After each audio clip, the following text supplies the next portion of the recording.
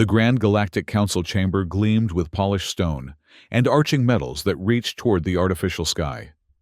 Suspended above the central platform, a holographic representation of the known galaxy rotated slowly, stars and systems twinkling in exacting detail. 2,000 representatives from over 500 species occupied the ascending terraces that circled the chamber. The air vibrated with a low murmur of universal translators, converting hundreds of languages into comprehensible speech for each delegate. Frank Miller straightened his formal diplomatic attire and checked the small data tablet in his hand one final time. His weathered face reflected 50 years of service to humanity's galactic endeavors. Gray streaked his dark hair, and lines creased his olive skin, testament to both age and the burden of representing Earth in a forum where humans had always been treated as newcomers, regardless of their contributions. Representative Miller, the council chairperson, announced, voice echoing through the chamber. The human delegation may now address the assembly regarding item 7439 on today's agenda. Frank nodded to his small team of human diplomats seated behind him. As he approached the central podium, he noticed the customary disinterest from many council members. Some openly engaged in private discussions. Others reviewed unrelated documents on their personal interfaces. Only a handful appeared to be paying attention to what was to them just another routine human petition. The podium recognized his biometric signature, illuminating as he placed his hands on its surface. Frank looked up at the assembled representatives, taking in their diverse physiologies from the tentacled Xiani to the crystalline Vex from the insectoid Fraxians, to the gaseous Nimbuli contained in their environmental suits. Distinguished members of the Galactic Council, he began, his voice calm and measured. For 50 standard years, humanity has been a contributing member of this august body. We have provided technological innovations in propulsion systems, medical advancements in cross-species treatments, and cultural exchanges that have enriched the galactic community. Frank paused, noting a few representatives shifting their attention toward him. Ambassador Vzak of the Fraxian Collective adjusted his mandibles in what Frank had learned to recognize as a gesture of impatience. During these 5 decades, Frank continued, Earth has supplied 17% of the Council's defense fleet, 32% of its agricultural resources, and maintained 46% of the core infrastructure systems, from the jump gates to life support on dozens of outpost stations. He tapped a sequence on the podium's interface. Around the chamber, the personal displays of each council member illuminated with data streams and charts. And yet, Frank said, his voice taking on a harder edge, in these same 50 years, humanity has been systematically denied equal representation. Our petitions for full voting rights have been tabled for future consideration 27 times. He activated another display. Our requests for technological sharing agreements have been rejected 43 times on grounds of cultural readiness assessment, a classification no other council species currently faces. Ambassador Vzak chittered loudly enough for his translator to pick up. The human speaks of numbers and records while ignoring the Council's generous acceptance of their primitive species. Patience is a virtue they have yet to learn. Frank's smile didn't reach his eyes. With respect, Ambassador Earth has demonstrated nothing but patience. He activated another command on the podium. The central holographic display changed from the rotating galaxy to a scrolling list of thousands upon thousands of formal complaints, petitions and requests, each marked with a red symbol indicating denial or no response. A murmur spread through the chamber. Many representatives were seeing this compilation for the first time, and even those who had been aware of individual cases appeared stunned by the sheer volume displayed before them. For half a century, Frank continued, we have maintained your stations, grown your food, defended your borders, and asked only for equality in return. Today, I am not here to submit another petition. He reached into his pocket and withdrew a small emblem, the seal of the Galactic Council, and placed it deliberately on the podium. On behalf of Earth and all human colonies, I am here to formally announce our withdrawal from the Galactic Council, effective immediately." The chamber erupted. Representatives shouted questions and objections in dozens of languages, their translators struggling to keep pace. The chairperson's amplified voice called repeatedly for order. Frank stood impassive at the center of the storm. When the noise finally subsided enough for him to be heard, he continued calmly. "A detailed transition plan has been transmitted to all relevant authorities. Human personnel will be withdrawn from Council space within 6 standard months. All human-operated systems will be formally transferred to Council oversight within that time frame." Ambassador Telk of the Xiani rose from his seat, his tentacles rippling with agitation. "This is unprecedented and irresponsible. The Council must vote on such a measure." "No vote is required," Frank interrupted.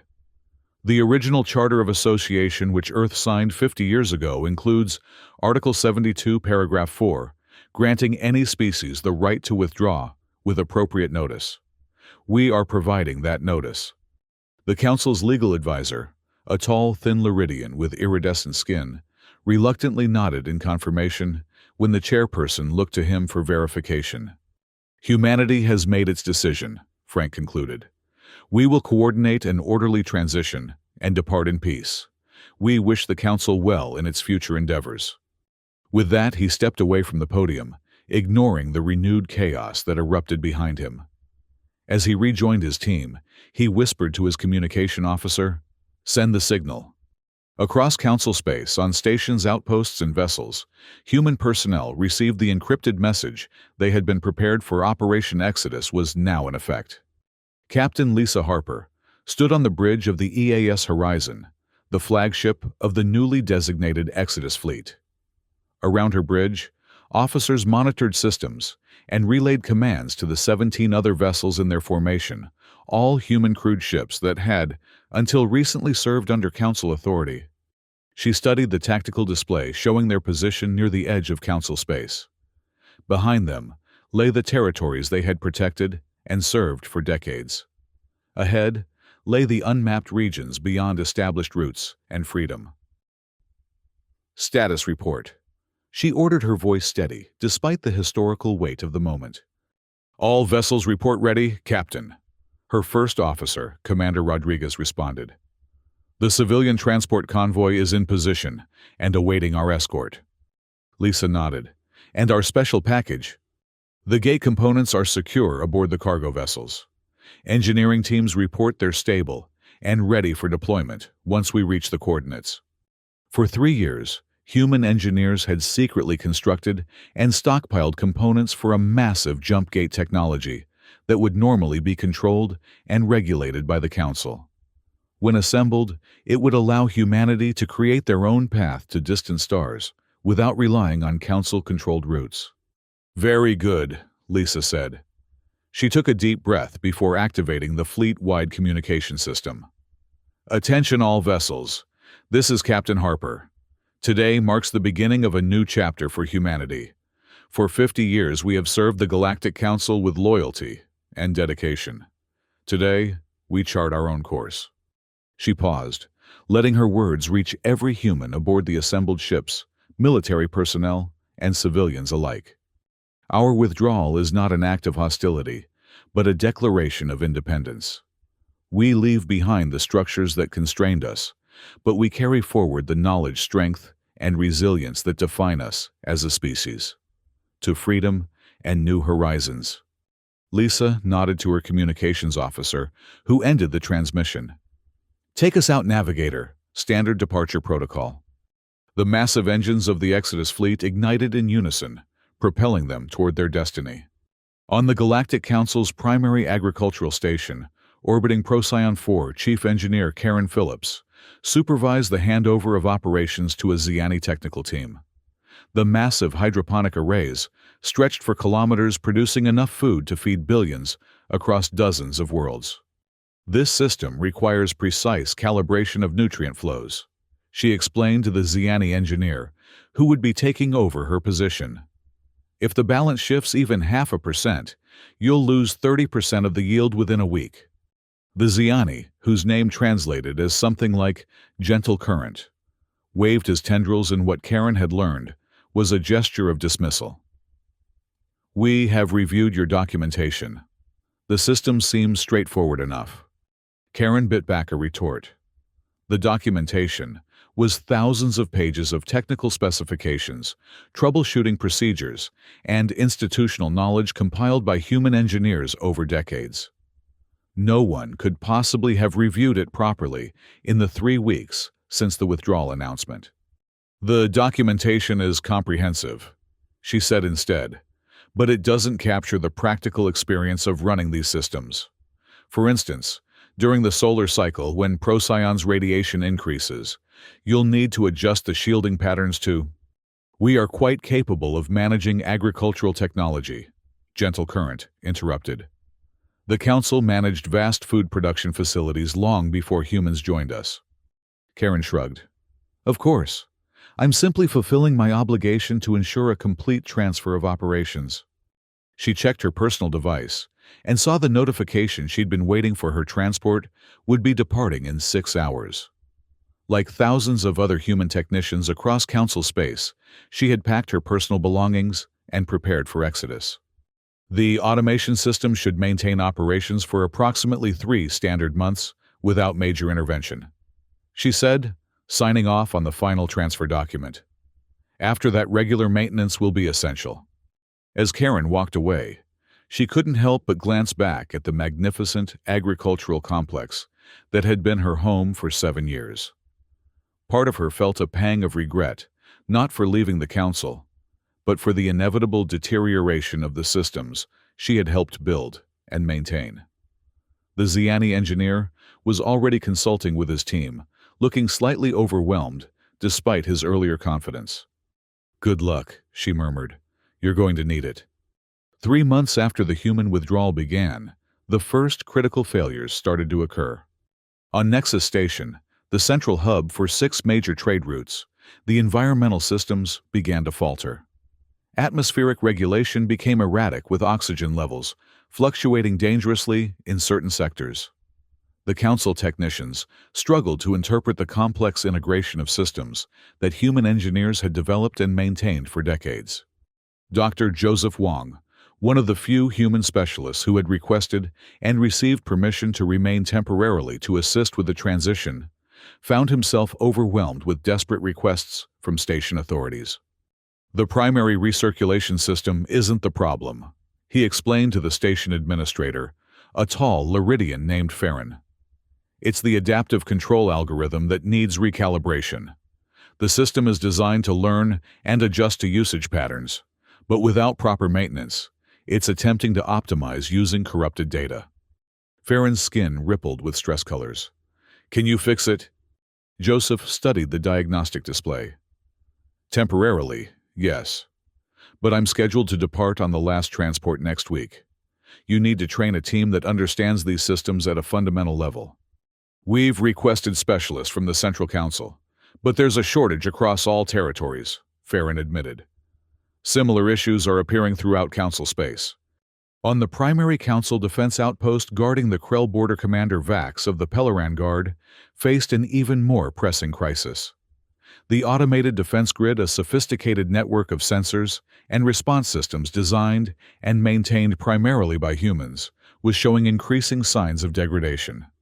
How long until the system fails completely? He demanded of his chief technology officer. The officer of Vex, whose crystalline form shimmered with anxiety, consulted the diagnostic reports. At current degradation rates, critical failure within 15 to 20 standard days. We've attempted to implement the human maintenance protocols, but the systems are resistant to our methods. Commander Vax turned to stare at the tactical display, showing the border with Krell Dominion space. For centuries before humanity's arrival, the aggressive Krell had been contained by Council forces, but never truly defeated. The advanced defense systems developed by human military engineers had strengthened that containment significantly. And the Krell? He asked quietly. Increased activity along the border, the tactical officer reported. Their patrols have doubled in the past month. They're watching us, Commander. They know the humans have withdrawn. Vax made a decision. Send a priority communication to Central Command. Request immediate reinforcement and technical support. And he hesitated before continuing. Suggest they consider reaching out to the human authorities. This situation may soon become untenable. The emergency session of the Galactic Council convened amidst an atmosphere of barely controlled panic. Reports from across Council space painted a grim picture: critical infrastructure failing, agricultural production down 30%, and falling defense systems compromised, and transportation networks becoming increasingly unreliable. As the jump gates, complex structures that humans had helped maintain and operate, began showing signs of instability. The chairperson called for order, as representatives shouted over one another, demanding solutions and assigning blame in equal measure. The humans must be held accountable for this sabotage. Ambassador Vzak of the Fraxian Collective declared, his mandibles clicking rapidly. Ambassador Telk of the Ziani rose in opposition. This is not sabotage. The humans provided detailed documentation and offered transition assistance. It is our failure to appreciate the complexity of the systems they managed, and our overconfidence in our ability to assume control without adequate preparation. Regardless of where blame lies, the Luridian representative interjected, we face an immediate crisis. The Krell are probing our borders. 3 outer colony worlds have reported raids in the past week. If the defense grid fails completely, the implication hung heavy in the chamber. The Krell Dominion had been contained, but never pacified. Given the opportunity, they would eagerly expand into Council space. We must approach the humans, Ambassador Telk said firmly. Request their assistance in stabilizing the critical systems while we develop long-term solutions. Ambassador Vizak's translator conveyed his derisive chittering. And what would you have us offer in exchange? The same species we deemed unworthy of full council membership now holds our survival in their hands. The chamber fell silent as the bitter truth of his words sank in. The chairperson spoke solemnly. We will take this matter to vote. The proposal to dispatch a diplomatic mission to human space, requesting technical assistance and cooperation in addressing the infrastructure crisis. The vote was not unanimous, but necessity overcame pride for enough representatives to approve the measure. Ambassador Telk was appointed to lead the diplomatic mission, accompanied by representatives from the major council species. As the emergency session adjourned, the Luridian legal advisor approached the chairperson privately. There is another matter requiring attention, he said quietly. Our long-range patrols have detected unusual activity in the region where the human Exodus fleet was last tracked. What kind of activity? Energy signatures consistent with the construction of a massive structure. Preliminary analysis suggests a jump gate, independent of our network. The chairperson's expression darkened. They're building their own path forward, one that doesn't depend on us at all. So it would seem, the advisor agreed. And given current circumstances, we are in no position to interfere. While the council debated, the Krell seized their opportunity. 3 border worlds fell in rapid succession, their defenses crippled by failing systems and inadequate council response. Millions of civilians from various species found themselves under Krell occupation, a brutal regime known for enslaving conquered populations. Supreme Commander Krell of the Krell Dominion addressed his war council from aboard his flagship. His reptilian features were set in an expression of cold satisfaction as he reviewed the holographic display of conquered territories.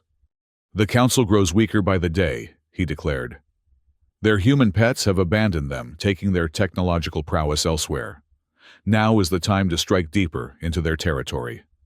His strategists presented plans for further expansion targeting key council worlds and infrastructure.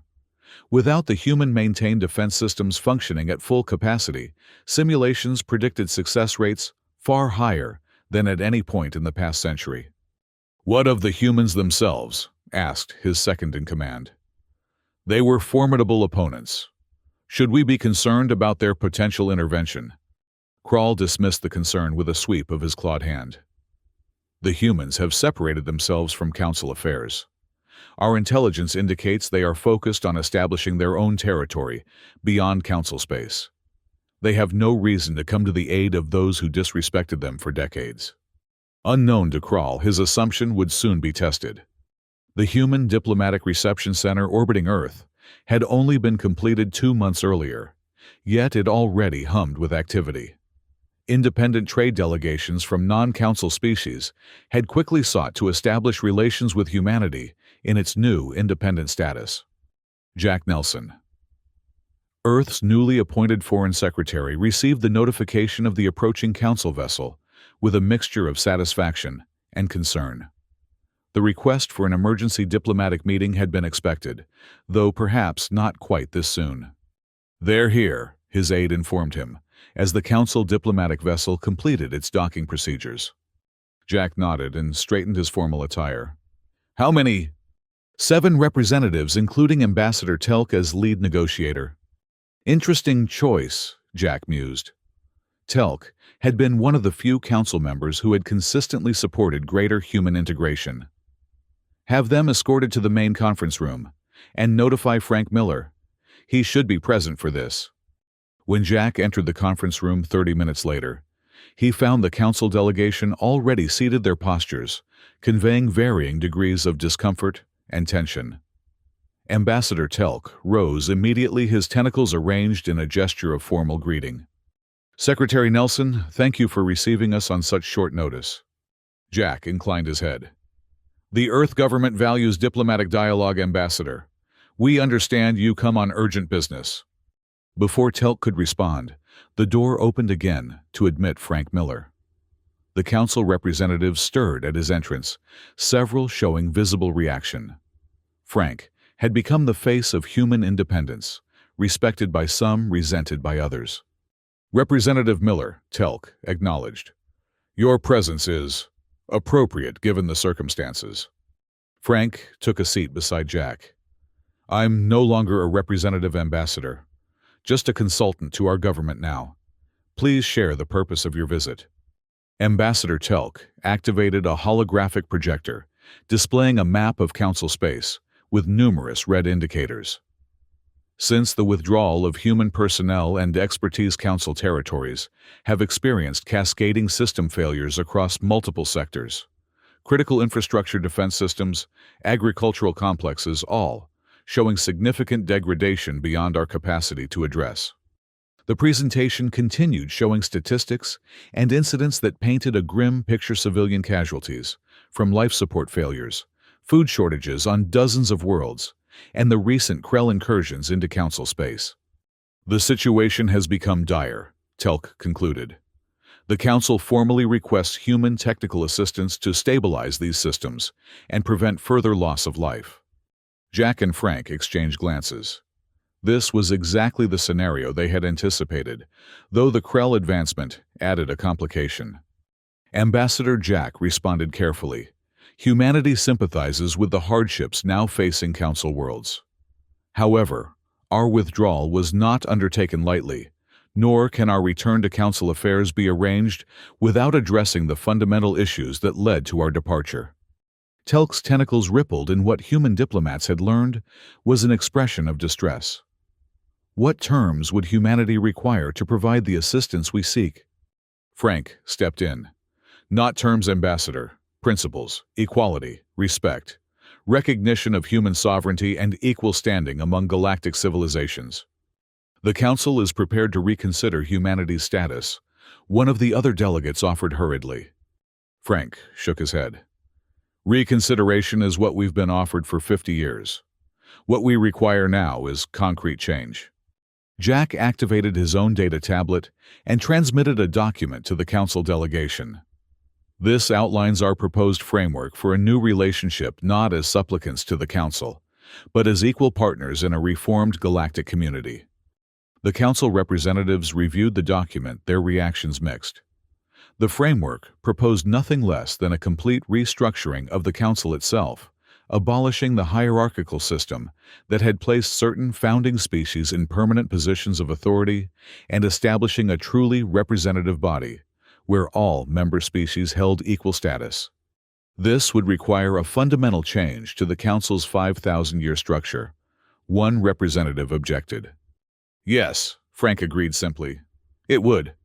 Many council members will oppose this vigorously, Telk warned, though his tone suggested he personally might not be among them. Then they must weigh that opposition against the current crisis, Jack replied. Billions of lives are at stake. The Krell advance with each passing day. How much is pride worth? The delegation requested time to consult with the full council. They were provided private communication facilities and left to deliberate among themselves and with their government. 2 days later, Ambassador Telk returned alone to meet with Jack and Frank. The council has voted, he announced, his voice, carrying both formality and a hint of what might have been relief. In light of the extraordinary circumstances and the immediate threat posed by the Krell Dominion, they have accepted the fundamental principles of your proposal. Jack leaned forward. All of them, equal status for all species, reformation of the governing structure. Yes, Telk confirmed, though implementation will require time and careful transition.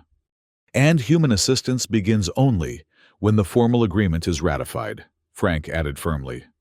Telk's tentacles formed a pattern of acceptance. The Council understands and agrees to these terms. A formal treaty will be prepared for signature within 3 standard days. After the ambassador departed, Jack turned to Frank with a raised eyebrow. They agreed more quickly than we anticipated. Frank's expression was grim. The situation must be worse than they revealed. Contact Captain Harper immediately. If we're going to honor this agreement, we need to mobilize our technical teams without delay. Within a week of the treaty signing, human technical teams were deploying throughout Council space, addressing the most critical infrastructure failures first. The sight of human engineers returning to Council stations and outposts they had abandoned months earlier created complex emotions on all sides. Dave Cooper led the largest technical division focusing on power and life support systems across major habitation centers. His team of 500 specialists spread across 12 key locations working around the clock to prevent catastrophic failures. The main fusion reactor is operating at 27% efficiency, he explained to the station administrator on Nexus Hub. The containment field harmonics are completely misaligned, and the cooling system is on the verge of collapse. The administrator of Vex, whose crystalline structure reflected anxiety in its fractal patterns, gestured helplessly. The maintenance protocols were followed exactly as documented. Dave sighed. Documentation can only cover so much. These systems require experience and intuition, knowing when something doesn't sound right, or when a fluctuation pattern indicates a deeper issue. He turned to his team. We need to take the reactor offline for a complete rebuild of the containment systems. Auxiliary power only for 12 hours. As his engineers set to work, Dave couldn't help but reflect on the irony of the situation. For decades, humans had been treated as technically skilled, but ultimately dispensable labor, useful for maintaining the complex systems that kept Council civilization functioning, but not considered worthy of equal standing in determining how that civilization was governed. Now, those same skills had become the foundation for a new relationship, one built on mutual need and perhaps eventually mutual respect. On the military front, the situation was even more urgent. The Krell advance had claimed 3 Council worlds and threatened 7 more. Their forces pressed against weakened defenses, exploiting the vulnerabilities created by failing automated systems and inadequate Council response. Captain Lisa Harper, recently promoted to Admiral, stood aboard the bridge of the EAS Defiant, studying the tactical display of the Krell front. Beside her, Council military commanders from 3 species, Peloran Vex and Ziani, contributed their perspectives to the developing strategy. The Krell have concentrated their forces here, she indicated, highlighting a sector near Proxima Centauri. They're preparing to push toward these populated systems. Commander Vax of the Peloran Guard nodded. Their strategy is sound. If they take the Proxima Jump Nexus, they can strike at 5 core Council worlds with minimal warning. Then we stop them at Proxima, Lisa declared. A joint operation, human vessels providing the technological edge, council forces contributing their numbers and local knowledge. The planning continued for hours, integrating the strengths of disparate military traditions into a cohesive strategy. When the final attack plan was approved, Lisa addressed the assembled commanders. "This represents more than a military operation," she told them. "It's the first true collaboration between our peoples as equals. Whatever our history, our future depends on its success." The Battle of Proxima Centauri, as it would later be known, marked a turning point. The combined fleet, human ships alongside council vessels, engaged the Krell Armada in a carefully coordinated offensive.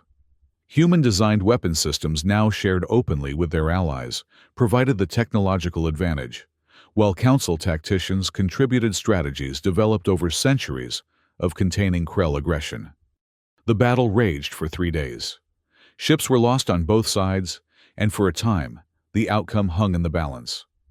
The turning point came when Admiral Harper executed a daring maneuver, leading a squadron of fast attack vessels through a supposedly impassable debris field to strike at the Krell command ships from an unexpected vector. When the Krell flagship fell, their fleet's coordination collapsed. Within hours, the remaining Krell vessels were retreating in disarray, pursued by the combined human council forces. The victory at Proxima halted the Krell advance and provided breathing space for the beleaguered council worlds. More importantly, it demonstrated what could be achieved through genuine cooperation between humans and the species they had once served.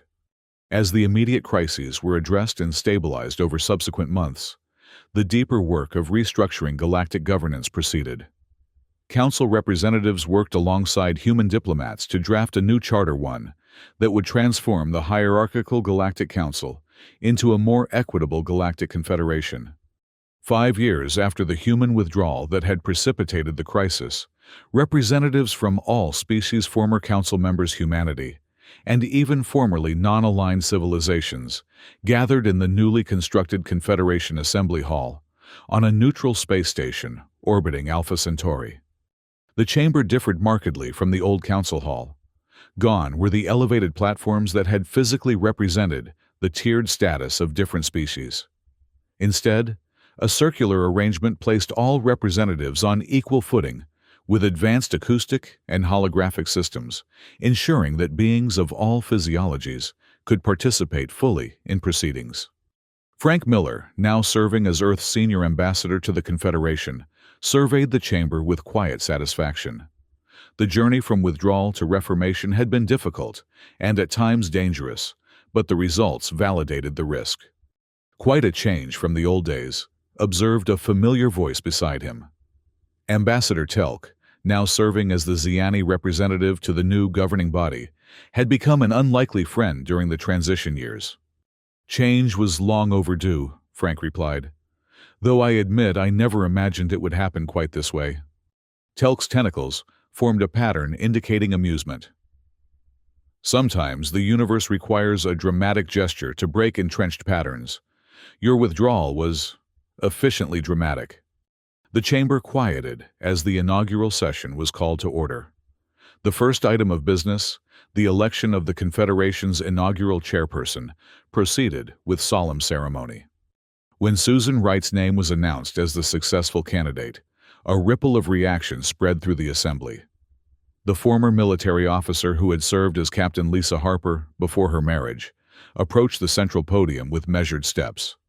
"Representatives of the Galactic Confederation," she began, her voice carrying to every corner of the vast chamber. "I accept this responsibility with humility and determination. Our new confederation arises from crisis and conflict, but its foundation rests on principles that transcend both equality, respect, cooperation, and the recognition that diversity of biology, culture, and perspective strengthens rather than weakens us." Susan paused, her gaze traveling across the gathered representatives. 5 years ago, humanity chose to leave the Council rather than continue in a relationship that denied our fundamental equality. Today, we join with all of you, not as returning supplicants, but as equal partners in building something greater than what came before. The challenges we face, from external threats like the Krell to the internal pressures of coexistence among diverse species, can only be overcome together. Her words resonated through the chamber, translated into hundreds of languages, yet conveying a singular vision of a transformed galactic community. 6 months into the new Confederation's existence, the exploratory vessel Unity prepared for its maiden voyage. The ship represented a milestone in interspecies cooperation, designed jointly by engineers from 12 species, crewed by representatives from 20, and equipped with technology that combined the best innovations from across the Confederation. Admiral Lisa Harper, now serving as Fleet Commander for the Confederation's newly established Exploratory Division, conducted the final inspection before launch. Beside her walked Captain Alara Apelleran, who would command the Unity on its journey beyond the boundaries of known space. "The ship exceeds all design specifications," Lisa noted, as they toured the engineering deck where members of 5 different species worked in harmony to complete final preparations. "A remarkable achievement in such a short time." Captain Alara's feathered crest rippled with pride. "What we could not accomplish as master and servant, we achieve as equals. The old council would have required decades of committees and protocols to approve such a vessel, if they had permitted it at all." They reached the observation deck, where a viewport offered a spectacular view of the shipyard, and beyond it, the vast expanse of unexplored space that awaited the Unity's mission. "We've come a long way in 5 years," Lisa mused. "And yet our journey has only begun," Alara responded. "The Unity will travel beyond established routes, seeking new civilizations and phenomena. What we discover may change us yet again." Lisa nodded thoughtfully. "Change is inevitable. The question is whether we direct that change or merely react to it." The Unity departed 3 days later, watched by representatives from throughout the Confederation. As the ship activated its advanced propulsion system, a hybrid technology combining human innovation with Xiani theoretical physics, it left behind a contrail of blue-white energy, visible from several systems away. Many observers interpreted the luminous path as a symbol not merely of technological achievement, but of the brighter future that awaited species who could set aside ancient hierarchies and embrace true cooperation. Frank Miller watched the departure from the Confederation headquarters, standing at a viewport alongside other senior diplomats. Ambassador Vzak of the Fraxian Collective, once among the most vocal opponents of human equality, approached with the clicking gait of his species. "Ambassador Miller," his translator conveyed, "the Unity's departure marks a significant milestone for your vision." Frank turned, studying the insectoid diplomat, whose attitude had evolved considerably over recent years. "Not my vision, Ambassador. A shared one developed by many minds from many worlds." Vzak's mandibles moved in the gesture Frank had learned, indicated acknowledgement. "Nevertheless, had humanity not taken its dramatic stand, we would still operate under the old structures. My species was among those who benefited from the former hierarchy, yet I must acknowledge that the Confederation represents a more sustainable model for our collective future." "Growth often requires discomfort," Frank observed, "for individuals and civilizations alike." Later that evening, Frank met with Jack Nelson in the diplomatic quarter. Now serving as Earth's foreign minister, Jack had been instrumental in negotiating the complex treaties that had transformed the former council into the Confederation. 2 unexpected outcomes. Jack proposed raising a glass of Earth whiskey that had become surprisingly popular among certain non-human diplomats.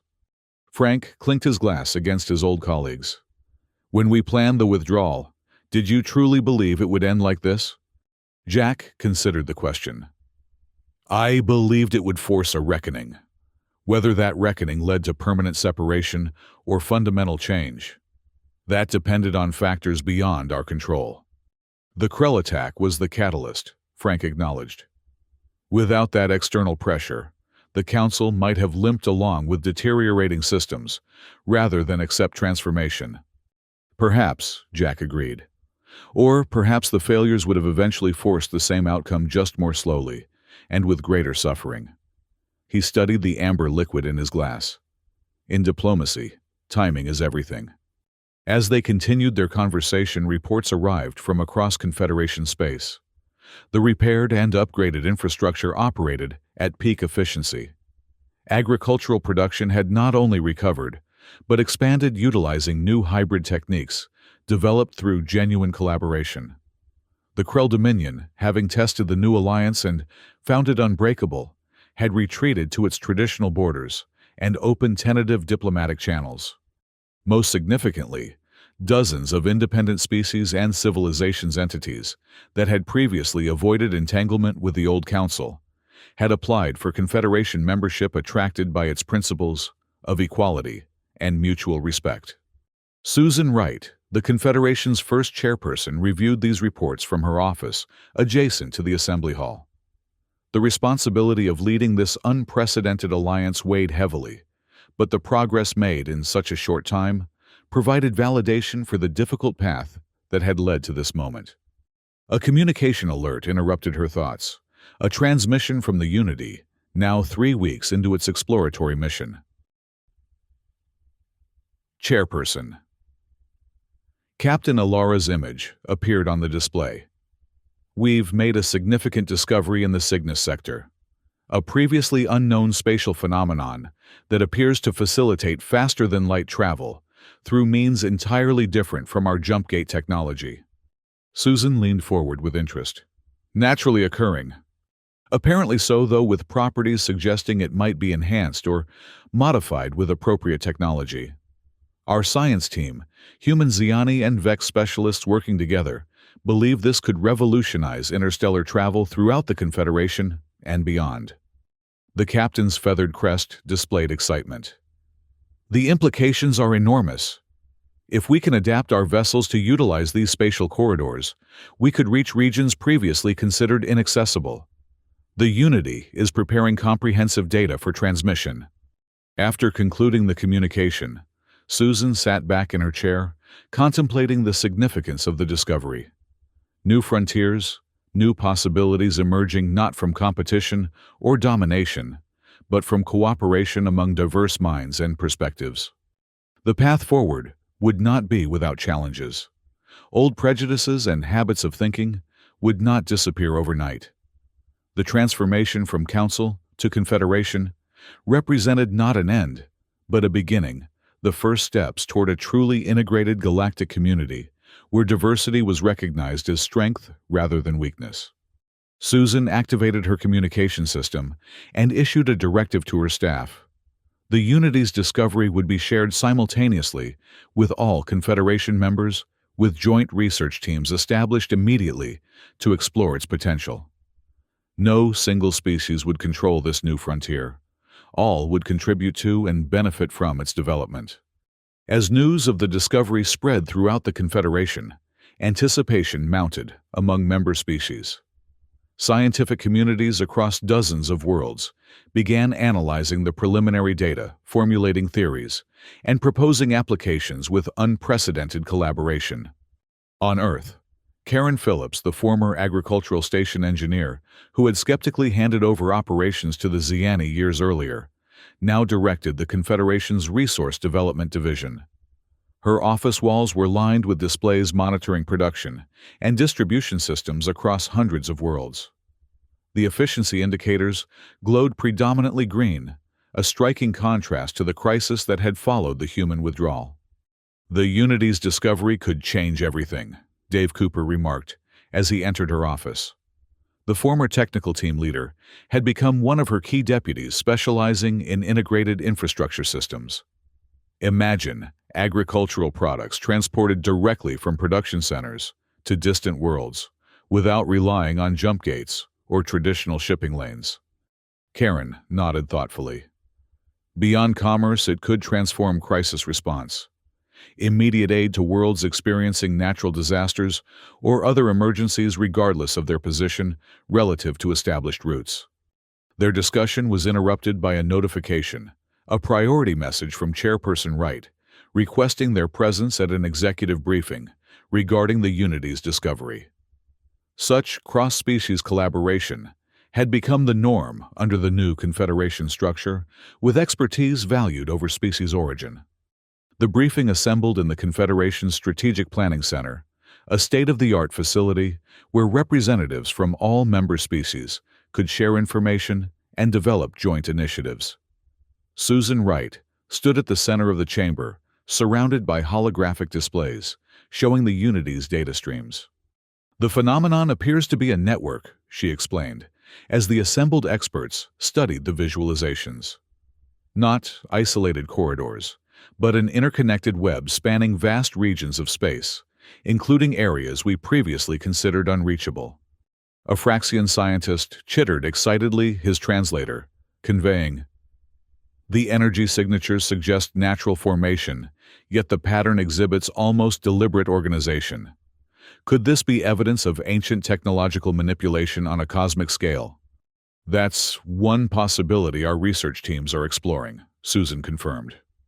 "Whatever its origin, the potential applications are profound. I've authorized Captain Alara to extend the Unity's mission, conducting more detailed exploration of this network while maintaining regular communication." As the briefing continued, discussions evolved from scientific analysis to practical implementation, how Confederation vessels might be modified to utilize these spatial corridors, what safety protocols would be required, and how access would be managed equitably among member species. "This discovery belongs to all Confederation members equally," Susan emphasized. "It will be developed through collaborative research and shared technology. The mistakes of the past hoarding advancement or restricting access based on arbitrary hierarchies will not be repeated." The meeting concluded with the establishment of multiple joint research initiatives, drawing expertise from across the Confederation. What once would have been a source of competition and restricted access under the old Council had become an opportunity for unprecedented cooperation. Later that evening, Admiral Lisa Harper met with Susan in her private office, away from the formal proceedings and diplomatic protocols. Their friendship stretched back decades from military service through the tumultuous Exodus period and into the formation of the Confederation. "Quite a day," Lisa remarked, accepting the cup of tea Susan offered. "From what I understand, this spatial network could make our carefully constructed jump gates obsolete within a decade." Susan smiled slightly. "Technological obsolescence is inevitable. What matters is how we adapt and who benefits from the transition." Speaking of transition," Lisa said, her tone becoming more serious. "Our intelligence division has intercepted concerning communications from the Krell border. Their leadership appears divided over how to respond to the Confederation's success." "Divided how?" Susan asked, immediately alert. "Some factions advocate for diplomatic engagement, recognizing that direct conflict has proven costly.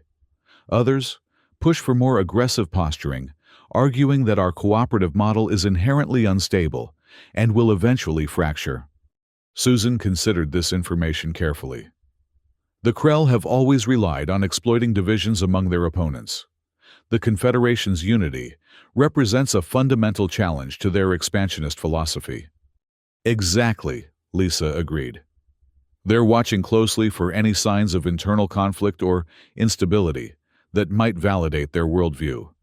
The two women fell silent, contemplating the implications. The Confederation's formation had altered the balance of power throughout known space, creating both opportunities and tensions with non-member civilizations. "We should extend a formal diplomatic invitation to the Krell leadership," Susan decided. "Not from a position of weakness or appeasement, but as equals offering mutually beneficial cooperation." Lisa raised an eyebrow. "You believe they would consider joining the Confederation?" "Not immediately, perhaps not for generations," Susan admitted. "But establishing regular diplomatic contact changes the narrative from inevitable conflict to potential cooperation. It creates space for their moderate factions to advocate for engagement rather than aggression." The strategy exemplified the Confederation's approach to interstellar relations, combining strength with openness, maintaining defensive capabilities, while actively pursuing diplomatic alternatives to conflict. 3 months later, the Unity returned from its extended mission, its databanks filled with comprehensive mappings of the spatial network and its properties. The ship docked at Confederation headquarters to a ceremonial welcome with representatives from all member species gathered to greet the crew. Captain Alara led her diverse crew down the boarding ramp, where they were met by Chairperson Wright and the Confederation's Executive Council. "Welcome home," Susan greeted them. "Your discoveries have opened new horizons for all our peoples." The scientific conference that followed brought together the brightest minds from across the Confederation. For 2 intensive weeks, the Unity's crew presented their findings and collaborated with researchers who had been analyzing the preliminary data. Theories were refined, applications developed, and testing protocols established for the safe utilization of what had come to be called the cosmic web. Frank Miller attended the conference as an observer, his diplomatic responsibilities having evolved to focus on relations with non-Confederation civilizations. Watching the proceedings, he found himself reflecting on the journey that had led to this moment. "Contemplating your legacy," Ambassador Telk asked, approaching with the fluid grace of his species. Frank smiled at his old friend. "Not legacy. Evolution. When we withdrew from the Council, our goal was independence and respect. I never imagined we would help create this." He gestured to the chamber, where dozens of species collaborated with enthusiasm and equality. "The universe rarely develops as we anticipate," Telk observed. "That is its beauty and its challenge." Their conversation was interrupted by an announcement.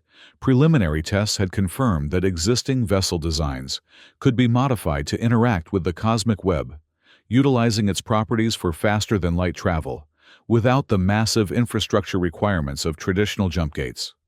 "This will transform our understanding of distance and accessibility." A Vex scientist explained her crystalline form, refracting light in patterns expressing excitement. Regions previously considered too remote for practical contact could become integral parts of our community. As the conference proceeded from theoretical discussion to practical implementation, working groups formed organically across species lines, organized by expertise rather than biology or origin. The collaborative model pioneered in the Confederation's formation had become second nature, with diversity of perspective recognized as essential to innovation. In the shipyards orbiting Jupiter, the first vessel specifically designed to utilize the cosmic web took shape.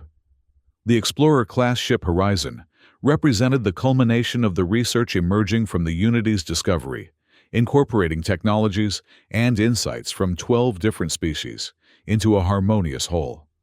Dave Cooper supervised the engineering integration, working alongside specialists whose ancestors would have considered each other alien curiosities or subordinates rather than colleagues. The propulsion matrix needs recalibration, a Fraxian engineer observed reviewing the diagnostic data. The harmonic resonance is slightly off pattern. Dave examined the readings and nodded in agreement. "Good catch. Let's adjust the quantum alignment by 0.3. That should bring it into optimal range." Such technical collaboration, unthinkable under the old Council's compartmentalized approach, had become the foundation of the Confederation's rapid advancement. Problems that might have stumped engineers from a single species yielded to the diverse perspectives and complementary knowledge bases of integrated teams. As the Horizon neared completion, another significant development unfolded in the diplomatic sphere. The Krell Dominion, responding to Susan's initiative, had agreed to establish formal diplomatic relations with the Confederation. Their ambassador, a formidable reptilian figure named Xerex, arrived at Confederation headquarters with a delegation of advisors and security personnel. Jack Nelson, as Earth's foreign minister, joined Susan and other key representatives to welcome the historic visit. The formal reception took place in the Confederation's diplomatic hall, designed to accommodate beings of all physiologies in comfort and dignity. Ambassador Xerex, Susan, greeted the Krell representative. "Your presence honors the Confederation and marks a promising new chapter in our civilization's relationship. The translator conveyed Xerex's rumbling response. The Dominion observes the changing patterns of galactic power with interest. Your cooperative approach has demonstrated unexpected resilience and effectiveness. Coming from the Krell, this qualified acknowledgement represented a significant diplomatic breakthrough. For centuries, the aggressive species had dismissed cooperation as weakness, valuing only strength exercised through domination. We believe that diverse perspectives freely shared create stronger solutions than any single viewpoint could achieve alone, Susan replied. The Confederation's advancements since its formation demonstrate this principle in practice. The diplomatic discussions that followed were complex and often tense, with centuries of conflict and mutual suspicion not easily set aside. Yet the very fact of direct dialogue represented progress. Where the old council had maintained containment of the Krell through military force alone, the Confederation sought to expand the relationship beyond mere adversaries. In the following months, limited trade agreements were established between Confederation worlds and the Krell Dominion. Cultural exchanges, cautious and highly regulated, began to introduce each civilization to the other beyond military encounters. The prospect of eventual Krell integration into the galactic community, while distant, had shifted from impossible fantasy to long-term aspiration. On the first anniversary of the Unity's return, a ceremony marked the official commissioning of the Horizon. The vessel gleamed in Earth, orbit its innovative design reflecting both aesthetic and functional integration of diverse technological traditions. Susan Wright delivered the commissioning address to an audience that included representatives from every Confederation member species, as well as diplomatic observers from non-member civilizations, including notably the Krell. The Horizon embodies the Confederation's founding principle that together we can achieve what none could accomplish alone, she declared. It will journey through the cosmic web, expanding our understanding of the universe and extending the hand of friendship to civilizations yet unknown. As the ceremony concluded, the Horizon systems activated. Its revolutionary drive engaged, creating a controlled interface with the nearest strand of the cosmic web. Observers watched in awe as the vessel seemed to elongate briefly before disappearing in a flash of iridescent light, the visual signature of successful web transit. Minutes later, a transmission arrived from beyond the orbit of Pluto. The Horizon had successfully navigated its first web journey, covering a distance that would have required days of conventional travel in mere moments. "A new era of exploration has begun," Frank remarked to Jack, as they watched the celebration unfolding around them. Jack nodded thoughtfully. And to think none of this would have happened if humans had simply continued accepting second-class status in the Council. Sometimes, Frank reflected, the greatest contribution one can make is to refuse to participate in a broken system and demonstrate the possibility of building something better. 5 years later, a grand gathering marked the 10th anniversary of the Confederation's formation.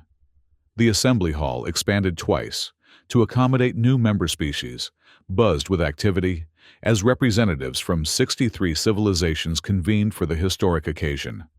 Susan Wright, completing her final term as chairperson, stood at the central podium. Her decade of leadership had overseen the Confederation's growth, from crisis response to stable governance, from tentative cooperation to deeply integrated collaboration. 10 years ago, we began an experiment in galactic governance based on equality, respect, and genuine partnership. She addressed the assembly. Many doubted its viability. Some predicted rapid collapse. Others expected a return to the hierarchical structures that had dominated interstellar relations for millennia. She paused, surveying the chamber, where former adversaries now worked side by side, where species once deemed primitive contributed innovations that benefited all, where the artificial distinctions of the old council had given way to recognition of each civilization's unique value. Instead, we have witnessed unprecedented advancement, technological, cultural, and diplomatic. The cosmic web has connected previously isolated regions. Our combined scientific endeavors have yielded solutions to challenges that once seemed insurmountable. Trade and cultural exchange flourish across differences that once prompted fear and suspicion. From his seat among the Earth delegation, Frank Miller listened with quiet satisfaction. At 78, his diplomatic career was drawing to a close, much like Susan's tenure as chairperson. They belonged to the transition generation, those who had experienced both the frustrations of the old council and the promise of the new confederation. Most significantly, Susan continued, we have begun to transform our relationship with civilizations beyond our borders. The diplomatic foundation established with the Krell Dominion has expanded to include trade agreements, security protocols, and cultural exchanges. While full integration remains a goal for the future, the cycle of inevitable conflict has been broken. This achievement had perhaps been the most unexpected. The Krell, whose aggression had once seemed intrinsic to their nature, had begun a gradual evolution with moderate factions, gaining influence as the benefits of limited cooperation became apparent. As I prepare to step down as chairperson, I look to the future with confidence and optimism, Susan concluded. The challenges ahead will require the same commitment to equality and collaboration that has brought us this far. The universe contains wonders and dangers we have yet to encounter, but we will face them together as equal partners in a shared journey. The election of the next chairperson followed a Xiani diplomat named Merith, whose tentacles arranged themselves in the pattern expressing solemn responsibility as the results were announced. The peaceful transition of leadership determined by merit, rather than species origin, embodied the Confederation's foundational principles. That evening, a more intimate gathering brought together the architects of the transformation, the human leaders who had orchestrated the withdrawal, the council representatives who had supported reform, and the military and technical specialists who had managed the crisis and subsequent rebuilding. To beginnings and endings, Lisa Harper proposed raising her glass in toast. And to the future we've helped create. Frank Miller, Jack Nelson, Dave Cooper, Karen Phillips. The core team that had planned and executed Operation Exodus a decade earlier joined in the toast along with Ambassador Telk Commander Vax and others who had bridged the divide between old and new. When you announced our withdrawal in the council chamber, Telk said to Frank, did you truly believe it would lead to this? Frank considered the question carefully before responding. I believed it would lead to change. The form that change would take, that depended on choices made by many beings across many worlds.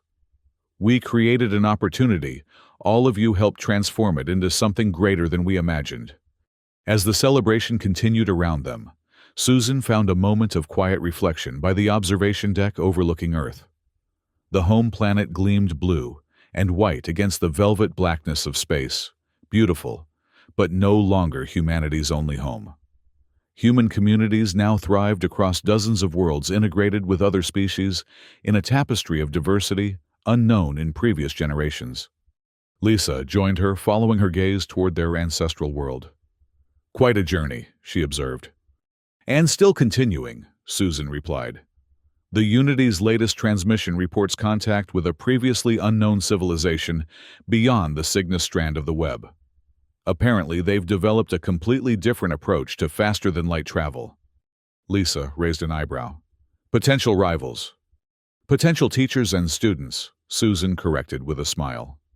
The Confederation doesn't view difference as threat anymore. Each new perspective offers possibilities we might never discover alone.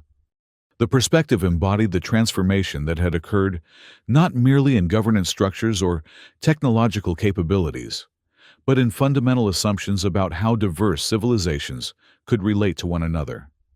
The human withdrawal had catalyzed a crisis, but the response to that crisis had created something unprecedented, a galactic community based on genuine partnership rather than domination and subordination. As the Earth rotated below them, night giving way to dawn across its surface, Susan and Lisa stood in comfortable silence. The light, spreading across the planet's curve, seemed an apt metaphor for the illumination that had gradually transformed galactic civilization, revealing not just new horizons, but new ways of journeying toward them together. The next day, the Explorer-class vessel Unity 2 prepared for launch from Confederation headquarters. Its mission would take it farther into the cosmic web than any previous expedition seeking contact with civilizations yet unknown and phenomena yet undiscovered. Its crew, drawn from 27 species including for the first time 2 Krell scientists accepted through the Cultural Exchange Program, represented the fulfillment of the vision that had begun with humanity's dramatic withdrawal and the subsequent transformation of galactic society. As the vessel departed, accelerating toward its rendezvous with the nearest strand of the cosmic web, observers from throughout the Confederation watched. For some, the sight evoked memories of crisis and uncertainty. For others, born after the formation of the New Order, it simply represented the natural continuation of their integrated civilization's journey. The Unity 2 elongated briefly before disappearing in a flash of iridescent light, carrying the combined knowledge, aspirations, and goodwill of dozens of species toward new horizons. Behind it, the Confederation continued its own evolution, learning, growing, and demonstrating with each passing year that diversity embraced as strength, rather than feared as weakness, created possibilities beyond imagination. In his retirement office on Earth, Frank Miller received transmission of the launch. As he watched the Unity 2 vanish into the cosmic web, he thought of that moment 50 years earlier when he had placed the Council emblem on the podium and declared humanity's independence. The gesture that had seemed like an ending had proven instead to be a beginning, the first step on a journey that continued to unfold in ways more hopeful and profound than he had dared to envision. A small smile crossed his face as he saved the recording to his personal archives, labeled with a simple annotation, "Not an exit, but a doorway."